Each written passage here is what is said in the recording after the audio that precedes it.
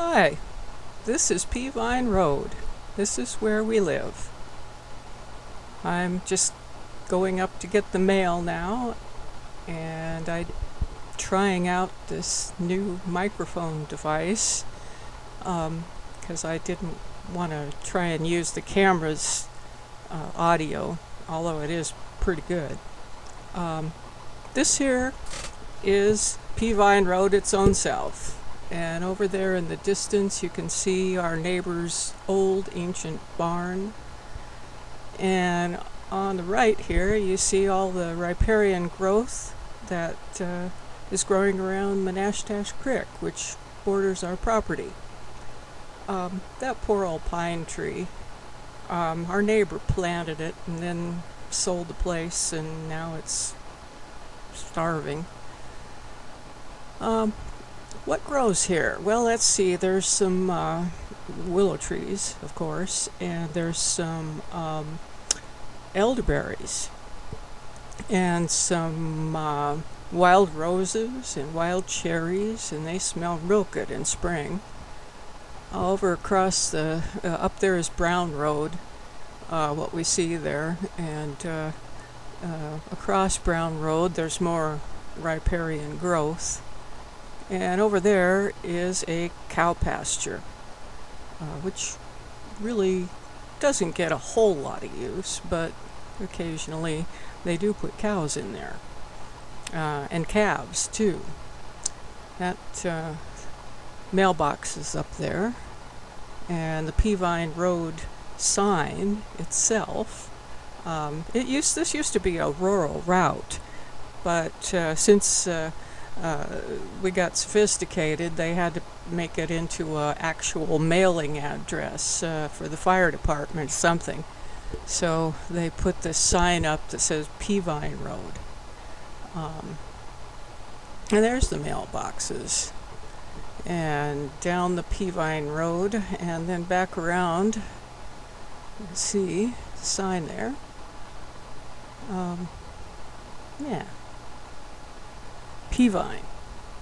They used to haul peavines down this road and dump them in a pile, I guess.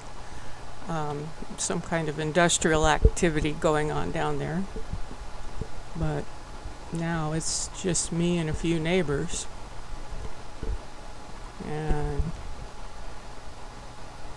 that place is for sale now. It's a 3-acre parcel, but they put a big tin pole building in there to accommodate RVs, and thereby circumvented the law, which says you can't put more than one single-family dwelling on a 3-acre parcel. But I didn't rat them out. So now the place is for sale. The guy that bought it and is now selling it, he wasn't much for keeping it up. Not that I have a lot of room to talk. Oh, look, there's some, what is that, cherries, wild cherries, and wild roses, and every once in a while the power company comes through here with a big saw and chops down a whole bunch of branches and stuff to get rid of the ones that might interfere with the power lines. Anyway, the guy who bought the place across the road just didn't want to keep it up. And the lawn used to be a golf course, and now it's just full of weeds. That's our raspberry bushes over there. I had to put netting around them to keep the birds out, and might actually have real raspberries sometime. That's our Klekai crossing sign, and there's the garden, and everything seems to be okay there. Probably could use a little attention. Lawn looks pretty good now that we've got the sprinklers turned on finally.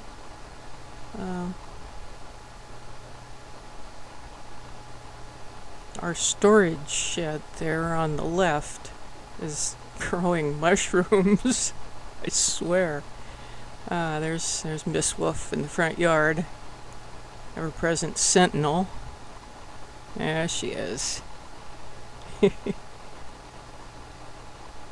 She's just about the cutest dog on earth.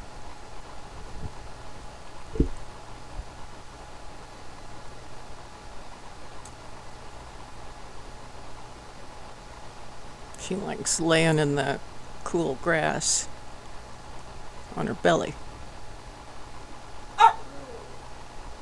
Well, thank you, Miss Wolf. That was the real Miss Wolf wanting to get let out. Oh, yes, I hear you. You want to come get interviewed?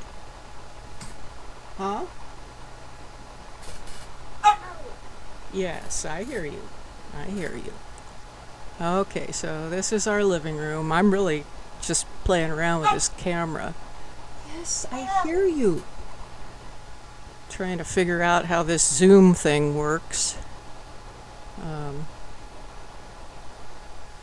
I finally actually got my headset, my wireless headset, to work with my computer, having updated my drivers. But now I just have to put the whole thing together. And now here's our backyard. Kind of a little refuge. There's Miss Wolf again out there, roaming around.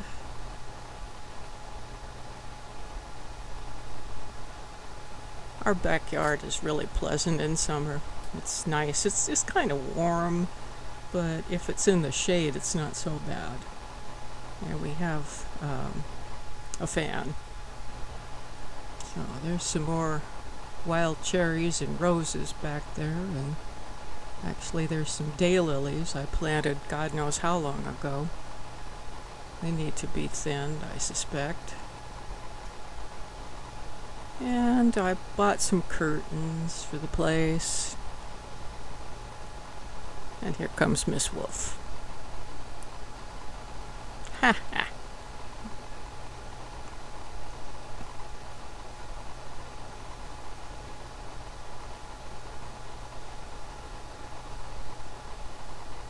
And there's our bird feeders up there.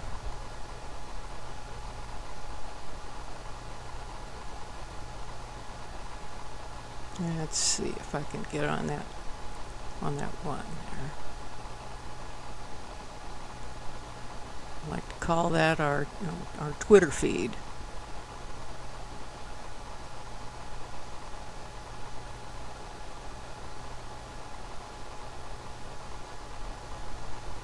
Down about 15 feet from the edge there is Menashtash Creek.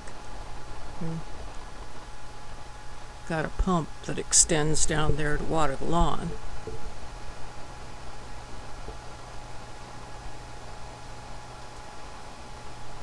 And I put that shade screen up there. We had umbrellas, but the wind is so bad around here that they keep getting blown over and trashed. So I just ordered a shade screen and said the hell with it. Ah, there's a little birdies. Well, there's the bird feeder anyway.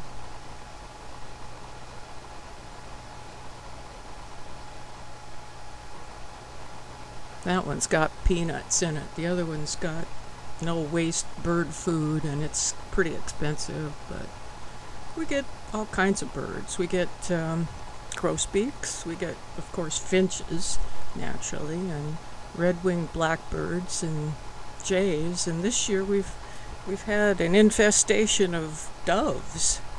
So I don't know where that's coming from. When we first moved in here, it was we had magpies, and they used to fly up and down the creek bank and squawk and squeal. And then we got crows, and now the crows have departed. There's a little finch. But sometimes we get wildlife back here too. One time we had a cougar under the deck, which was really interesting since Miss Wolf managed to discover it. And shortly thereafter, Philip and I discovered it, and almost broke our necks getting out here to save Miss Wolf. Meanwhile, she, emboldened by our presence, went after the cougar, who was by then probably in the next county anyway. But we get deer, we get raccoons, skunks. They're lots of fun. Anyway, there's some tweeters. Oh.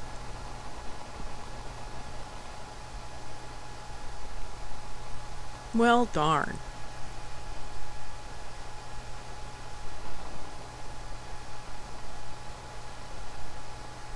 Well, I hope this turns out to be useful. I'm hoping that maybe I can get Philip to read something and then, make a video of that. Jim Bodine already made a video of a reading he gave, but I was thinking doing something more, like putting other pictures or images to what he was reading. Anyway, so that's our backyard. And actually, I built that deck and the shade screen too, the pergola thing. We just put that up a couple of years ago.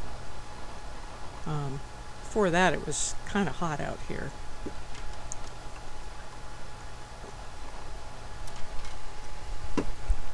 So I'm anxious to see how this works out.